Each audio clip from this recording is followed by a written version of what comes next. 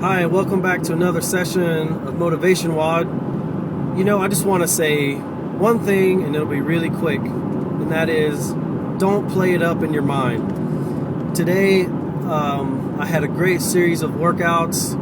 I did some dynamic powerlifting, back squat, deadlifts, and also overhead press, and that took about 45 minutes to get through. And then I worked on some 3x3 snatches and some 3x3 clean and jerks for technique at about 60 to 70%. And then finally, I realized that tomorrow is my day off, and so I didn't want to not break a sweat or get my heart rate up. So I did some conditioning with the WOD Helen, which is 3 rounds of 400-meter run, 21 kettlebell swings at 1.5 pood, which is 55 pounds, and 12 pull-ups.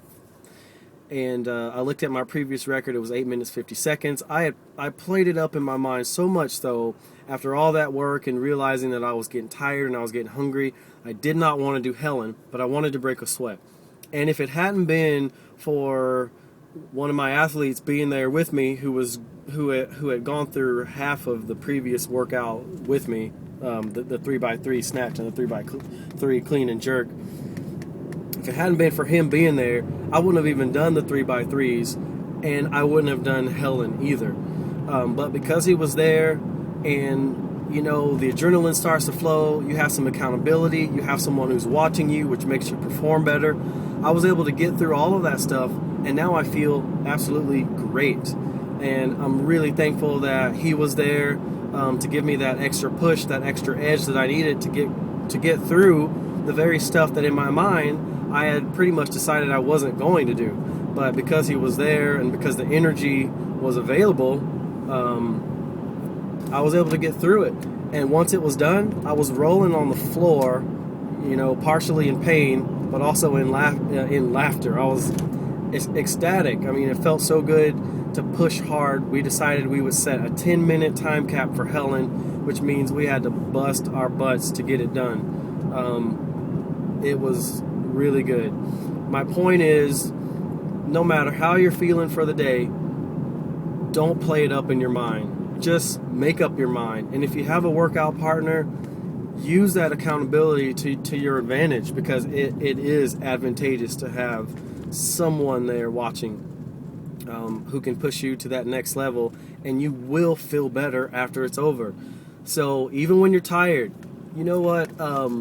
Being tired is a real effect. It's a fact, and it does matter. You do need to rest.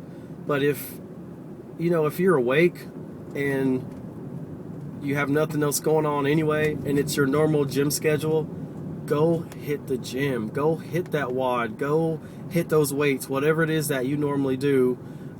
Make it fun. Make it interesting. Change it up. Make it short. Make it sweet so you can get in and get out and feel good, versus skipping a whole day and losing that edge. And the edge is, once you let it go day after day after day, oh, I'm tired, oh, the weather's bad, oh, it's getting cold outside. Once you do that day after day, the habit kicks in. It becomes an addictive habit of, oh, I'll do it tomorrow. And then you lose the edge. And if you've been at it for a while, you know exactly what the edge is. It is just this indomitable spirit, this fire from within that makes you get after it and work hard. And that's an edge you don't want to lose, because it's hard to get that back. And it's hard to not be continually discouraged when you start realizing, man, I feel like I'm out of shape, or man, I'm not as strong, or I've lost my technique because I'm out of practice. Don't let yourself get to that point. Stay motivated, keep it tight. See you next time.